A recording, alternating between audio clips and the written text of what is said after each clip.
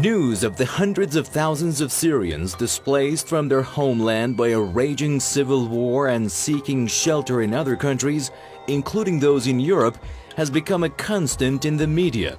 Many countries have refused to open their borders to these refugees. Others have set limits. But in this part of the world, Iran, a country hosting more than 2 million refugees from its neighboring countries. Hello there, and welcome back to the program. On This Iran Today, a look at Iran's refugee population, one of the biggest and most protracted in the world. Stick around.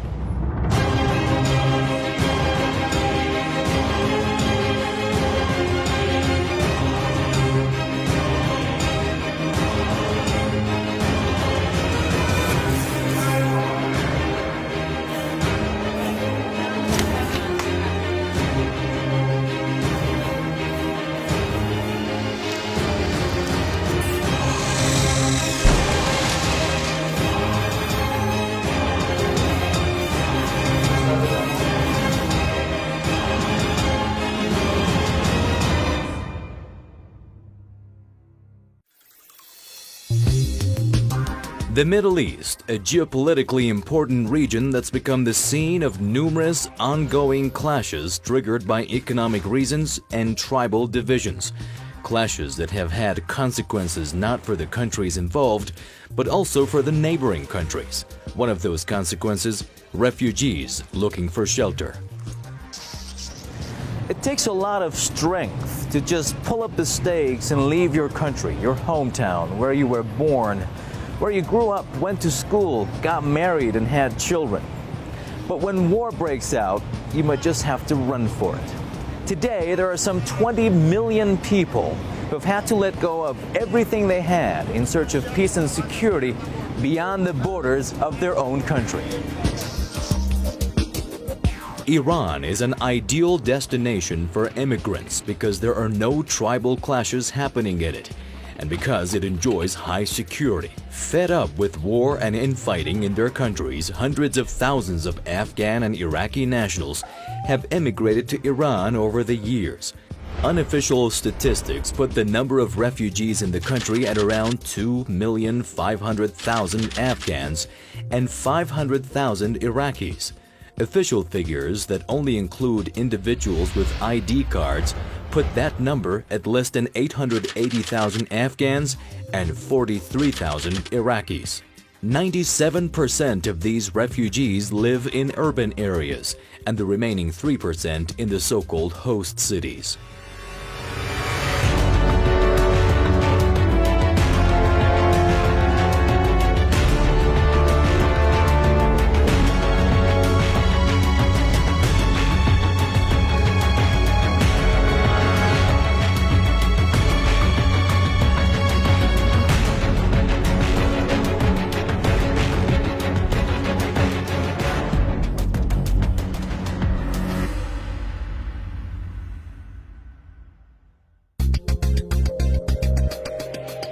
The greed and adventurism of the Taliban in Afghanistan and of Saddam Hussein in Iraq in the past 3 decades has sent massive waves of refugees flooding into neighboring countries. And as a safe and secure country sharing long borders with them, Iran has always been an important destination for those refugees.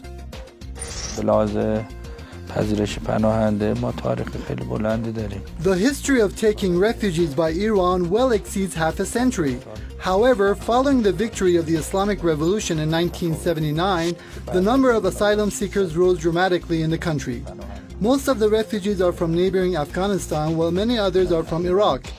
A minority of refugees belong to other nationalities. For the time being, Iran houses over 1 million officially registered refugees. Add to this more than 2.5 million undocumented Afghan nationals who are living and working in Iran. These refugees land themselves many jobs which could have otherwise been taken by Iranians. Nowhere else is it the same in the world in terms of the number of migrants.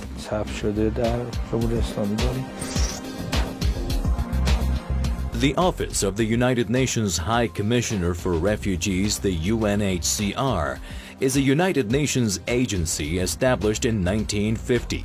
Also known as the UN Refugee Agency, it has an office in every country and is mandated to protect and support refugees. The UNHCR office in Iran was established in 1984 in the throes of the Iraq-Iran war to support Iraqi and Afghan refugees here. Sivanka Dhanapala is the UNHCR's representative to Iran. I sat down with him in his office in uptown Tehran and asked him, among other things, about Iran's treatment of refugees. On refugees, I think firstly I should say that Iran has played an exemplary role in the hosting of refugees, and I think it's an example for many to follow. And I would say that it's been a very large number of refugees that Iran has hosted, and for a very long time. We have something like 950,000 Afghan documented refugees. I say documented because they hold what we call an Amayesh card, which is the refugee registration card here in Iran. We also have, in addition to the Afghan population, we have just over 29,000 Iraqi refugees, and this is from the first Iraq conflict, refugees who have remained since then. So it's been a long-standing role, a generous role as host that Iran has played. If you think the flow of foreign nationals into Iran has stopped, think again. Figures show that on average 2,000 Afghans illegally cross the border into Iran every day. That means 60,000 people a month. Protecting the 945-kilometer border between Iran and Afghanistan is no cakewalk. As a result, the border protection measures taken by governments on both sides of the border haven't achieved much. Mohammad Asif Darzabi is an envoy of Afghanistan's Ministry of Refugees and Repatriations in Iran. We sat down with him for an interview at the Afghan embassy in Tehran. Individuals who stay in Iran illegally will be treated as required by the regulations of the Islamic Republic of Iran. Illegal migrants are prevented to enter Iran at border lines. If they can, however, pass the borders, the law forbids employers to hire them. Otherwise, they will have to work illegally or have to await their capture in Iran to be transferred to specific camps from where they will be deported to Afghanistan.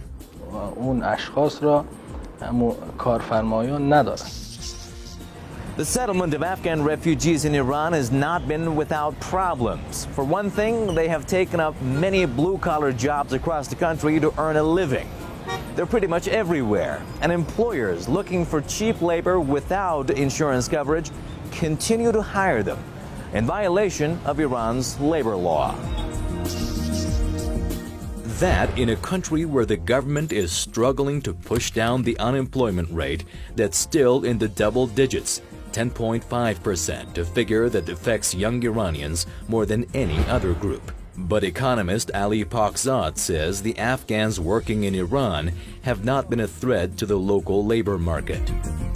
اونچه که در فضای اقتصادی کشور ما اتفاق افتاد در مورد مهاجران افغان As a matter of fact, Afghan refugees turn out to be of merit for Iran's economy. Of course, Iran incurred many social and possible state expenses by them, and people say from time to time that they took over jobs that could have otherwise been taken by Iranian workforce. But the fact is their immigration to Iran brought about much value added to the country.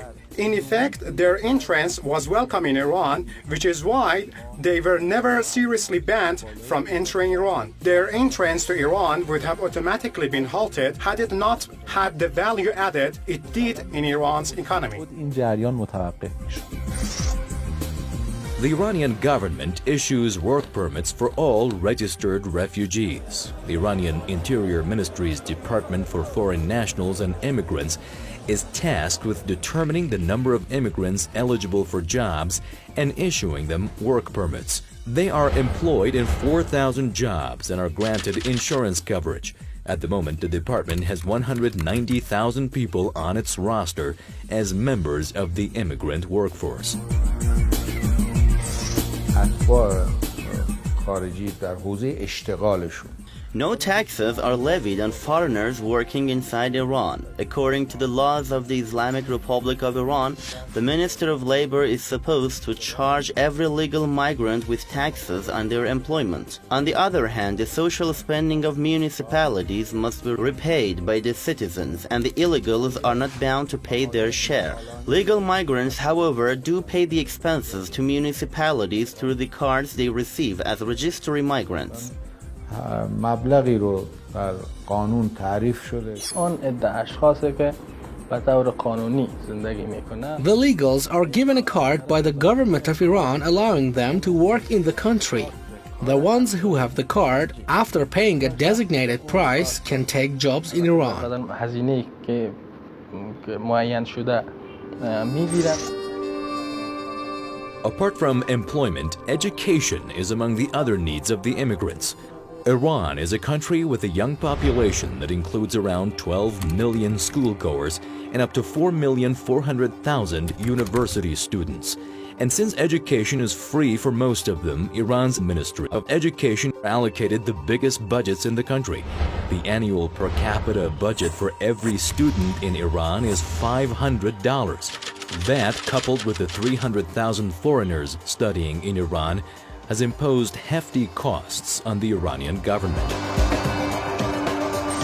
در حال حاضر ما حدود 11,000 نفر دانشجو. There are nearly 11,000 foreign students in Iran who are studying in all academic levels in Iranian universities. Among these students are very good experts in different fields. Higher education for foreigners began in 1999 in Iran, and since then a community of more than 40,000 foreign graduates in Iranian universities has been formed. More than 20,000 foreigners are being trained in state workshops whose training programs are fully free of charge. The workshops are funded by a state-owned, non-profit or even international organizations.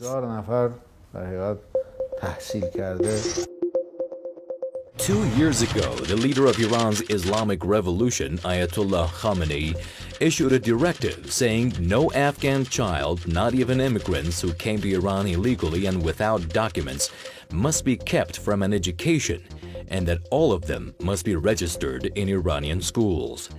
That led to a 10% increase in the number of Afghans in the country getting an education. The most recent statistics say Afghan students are studying at 1,400 schools across Iran, and that the UNHCR and other countries have paid for the construction of only 15 of them.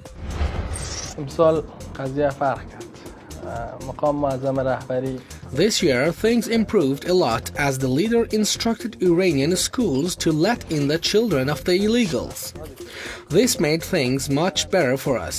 Nearly 326,000 Afghan students used to study in Iranian schools, who were added by another 50,000 by the instruction.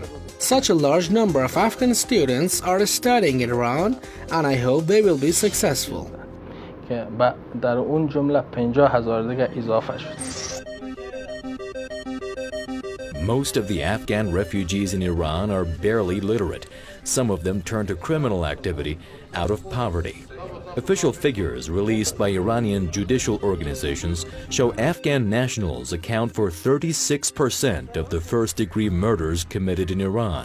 They also constitute most of the foreign nationals incarcerated in Iran, held largely for smuggling illegal drugs into the country. این حجم عظیم از جمعیت که Such a large population of refugees brings with it humongous economic, social, and even security challenges to the host country. As you know, concerns like terrorism, Salafism, and Takfirism are among security issues. The first Persian Gulf War displaced thousands of Iraqis. To them, the best country to run to was next-door neighbor Iran. Although Iran had spent 8 years defending itself against the Iraqi army in the 1980s, still it opened its doors to those refugees and accommodated them in cities across the country. Because of better educational and financial conditions, Iraqi immigrants have been able to reach better positions in Iran's job market. Dolatabad is an almost entirely Iraqi neighborhood in the southeastern corner of Tehran. When we went there, we found out many had gone back to Iraq for the mourning ceremonies during the month of Muharram, so we managed to speak with only a couple of them. I cannot think of any other place where such a large number of migrants can easily live and work. As a migrant, I have never had any troubles living and working in Iran. No other countries would have welcomed us in their soul as the Iranians did. Many of our wives are Iranian and our children are born here. In order to buy properties and land, you must have Iraqi passport or Iranian documents. If you have them, you can buy everything, including cars and houses, and you can land yourself a good job here. In order to get your driver's license, you must have documents indicating that you are an Iranian or Iraqi citizen. You can very easily obtain such documents in Iran. This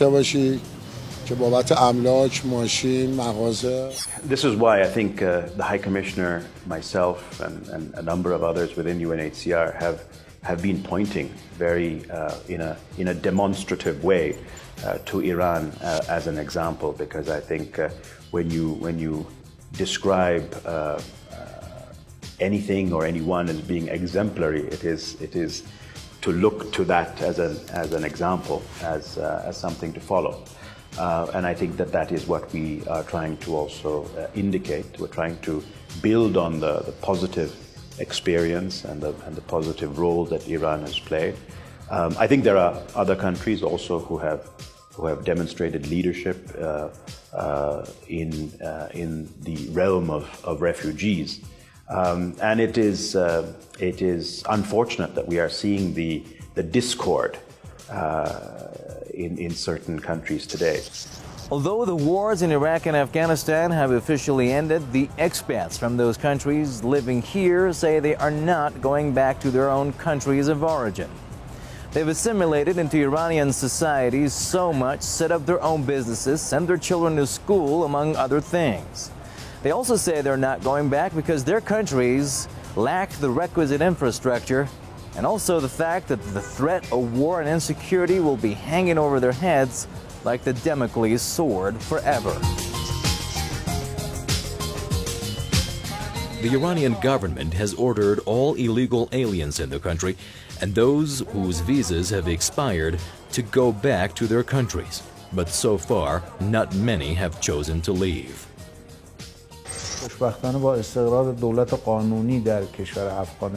Fortunately, now that an official administration is ruling over Afghanistan, the Afghan government has set one of its principal strategies to call on Afghan nationals in other countries to return to their homeland. Ever since 2012, and with the support of the UN and cooperation of Iran and Pakistan, the return of Afghan residents to their country has been considered as a primal strategy of the Afghan government.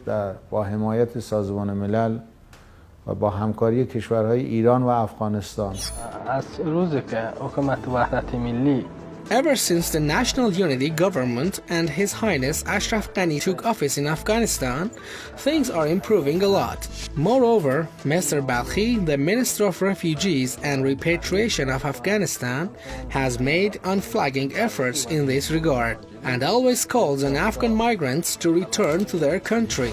But this is a very time-consuming process. A large number of Afghans are returning to the country voluntarily these days. برگشتانده شود بله این با یک زمان طولانی ضرورت داره. As one of the most stable countries in one of the most unstable regions of the world, Iran is a prime destination for the displaced. But despite a huge refugee population on its soil, Iran does not receive much financial assistance from other countries or the United Nations. And an ailing economy exacerbated by sanctions imposed by Western countries over the past years has only served to make it more difficult for Iran to attend to the needs of those refugees. The sanctions on the banking sector even disrupted the transfer of funds to the UNHCR's office in Tehran. I think there were many challenges, and I think that it was important to try and face some of those challenges head on. I think one of the biggest challenges were banking transactions, and if we were to ensure that a project was signed with a partner inside Iran, the transfer of funds from headquarters to our office here was a tremendous challenge. But we have been able to carry forward, and we've been able to find ways in which we can still continue with our operations. Still, the money allocated to the refugees in Iran is nowhere near enough. The gap between the funds allocated to Iran and those allotted to Europe is huge. Hassan Ghashqavi with Iran's foreign ministry says the money that European countries receive from the UNHCR is $3,000 per refugee. But how much do they spend? $300 to $400 at most. In 2010, the budget for Iran went from $10 million to $25 million, 50% of which is used to cover the costs of the agency's office and the rest on the refugees. That means every Afghan refugee receives only $25. هزینه‌های سنگین رو خود جمهوری اسلامی در حقیقت در این زمینه داره. Iran has incurred heavy expenses for housing foreign migrants, but above all the concerns of Iran is the heed that these refugees need to be given by international organizations. Unfortunately, all financial supports are being offered to the asylum seekers with a tinge of political preferences. Many countries dishonor their promises in international humanitarian conventions. این وجهش برای ما عمده تر هستش از نیازهای مادی. This can be compared with the situation in Europe today. European countries are setting up fences and barbed wire around their borders to keep migrants off their soil and refuse a fair distribution of them. It's still unclear how the civilized world is going to sort out the refugee problem over the long haul, and how countries around the world are going to treat them once they arrive on their shores. Security is a basic human right, and the lack of it forces people to travel thousands of kilometers, braving tough, perilous conditions for it. Despite the lamentable conditions in the Middle East, Iran has been able to maintain peace and stability on and within its borders over the past decades and take millions of refugees under its wings. Some countries have threatened Iran's security over the past years, but the Islamic Republic has been able to defuse those threats by expanding its missile capability and by improving welfare for its citizens. And that does it for another Iran Today. Thanks for watching us. Make sure you join us again right here on Press TV next week when we look at another issue of import concerning Iran.